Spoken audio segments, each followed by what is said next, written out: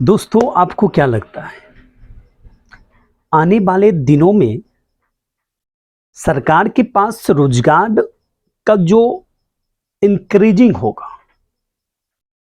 वो कितने परसेंट होगा? मुझे तो कुछ खास नहीं लगता है। और जहां तक अगर देखो तो सरकार के पास जो सरकारी नौकरी है उसकी संख्या कम होते जा रहा है। कहो कैसे? एक समय था तो पोस्ट ऑफिस था, तो वहां सारे लोग अपना लेटर डालते थे। बहुत प्रकार का लेटर वहां जाता था, पर्सनल प्रोफेशनल हर तरह के जाता था। लेकिन अब लोग मेल कर देता है, लोग व्हाट्सएप से बात कर लेता है, कॉल करके बात कर लेता है। जिससे क्या हुआ, पोस्ट ऑफिस का यूज कम हो गया। और जब यूज कम हो जाएगा तो सरकार बहाली कम करेगी उसमें, क्योंकि मेन पावर लगेगा नहीं। और देखो, पोस्ट ऑफिस में जहां लोग डायरी मेंटेन करता था, लेटर आया गया, कहां गया, कहीं किसको दिए, वो वहां अगर 5 आदमी लगता होगा तो अब एक कंप्यूटर 100 आदमी का काम कर लेता है। तो वहां भी देखो मेन पावर कम हो गया। ठीक। दूसरा, अब देखो, चलो चलते हैं एक जगह और, बैंक में। दे चलो बैंक में, वहां देखो लिखा पढ़ी का काम बहुत ज्यादा होता था, तो वहां क्लर्क की संख्या बहुत ज्यादा होनी चाहिए थी, क्योंकि लिखा पढ़ी पहले बहुत ज्यादा होता था। इसके रीजन से बहुत सारे क्लर्क हुआ करते थे। लेकिन अब क्या हुआ, एक कंप्यूटर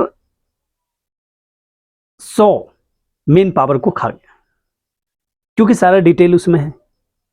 और रही बात कि आप कहोगे नहीं भैया हार्ड पेपर चाहिए, तो उसी से निकाल लेगा, प्रिंटर से सुई टिपा, यहां कंप्यूटर या लैपटॉप पर निकल गया।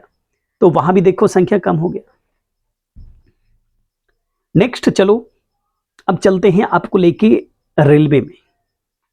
पहले क्या होता था कि टिकट काउंटर पर भीड़ लगा रहता था, तो टिकट काउंटर की संख्या भी ज्यादा हुआ करती थी। अब क्या हुआ, टिकट काउंटर का खास जरूरत नहीं रह गया। लोकल ट्रेनों के लिए ज्यादा जरूरत है। जनरली आदमी फोन से काट लेता है। जनरली पूछताछ पर 2-4 आदमी का ड्यूटी होता होगा। अगर 8 घंटे का ड्यूटी एक पर्सन का, तो अतिरिक्त 24, तो 3 आदमी चाहिए था पूछताछ के अंदर पर, अगर एक है। लेकिन अब क्या है कि ज्यादातर आदमी पूछता ही नहीं है। रीजन कि उसके पास फोन है, उसको अपडेट मिल रहा है कि कितने मिनट में कहां ट्रेन आएगी, कितने मिनट में कहां थी, और यहां कितने मिनट में आ जाएगी, और कितने नंबर प्लेटफॉर्म पर लगेगी, और मेरा बोगी कहां होगा। ये सारा चीज सेलफोन पर दिखा देता है। तो कहने का मतलब ये कि पूछताछ के अंदर जो चल रहा है वहां संख्या बढ़ता, लेकिन वह बढ़ेगा नहीं, जो है बस वही। ठीक है। जनरली आदमी तो शायद पूछता नहीं है, जिसके पास, जैसे हम लोग कभी पूछते नहीं है, रेयर केस में पूछते हैं। रीजन, फोन है तो उस पर देख लेते हैं, या वहां पर एलईडी पर चलते रहता है तो उसको भी देख लेते हैं। तो देखो वहां भी क्या हुआ, रेलवे के पास रोजगार कम हो गया। टिकट सारा आदमी मोबाइल से कटा रहा है, या कहीं कोई कंप्यूटर सेंटर में जाके आदमी कटवा रहा है, तो फिर इजिली हो गया, घर से बैठे आराम से काट लो। ठीक है। तो देखो वहां रेलवे में भी क्या हुआ, रोजगार कम हो गया।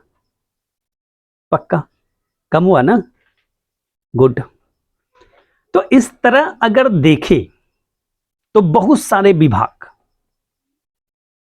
जो सरकारी विभाग है, जिसमें रोजगार कम हो गया। जहां 100 आदमी लगता था उस जगह पर अभी एक कंप्यूटर, एक लैपटॉप लेके बैठ जाओ, सारा का काम फिनिश, सारा खत्म, कोई जरूरत नहीं। अब सवाल रहा मनरेगा का। देखो, पर्सनल आदमी जो काम करवाता वो तो नहीं चाहता है कि अब मजदूर को ले जाए, अब सोचता है जेसीबी ले जाए, जेसीबी। क्यों? मजदूर भाई मजाक भी करता है काम के साथ, खैनी खा रहा है, कोई कुछ कर रहा है, लेकिन जो पूरे 10 मजदूर मिलके पूरे दिन में काम करेगा ना, जैसे भी वो कुछ घंटे में काम कर देता है। क्या समझे? तो यहां भी देखो मेन पावर खल्लास हो गया। फिर भी हम लोग लगे पड़े हैं, लगे पड़े हैं, लगे पड़े हैं, ना कुछ हुनर हम लोग सीखना चाहते हैं, ना कुछ रास्ता बदलना चाहते हैं, बस एक ही चीज याद कर लिए कि सरकारी जॉब में जाना है। जरा देखिए, 100 यूथ है तो 1-2 को दे पाएगा सरकार रोजगार, इससे ज्यादा नहीं दे पाएगा। रीजन है कि सरकारी सेक्टर में काम बहुत ही कम बचा है।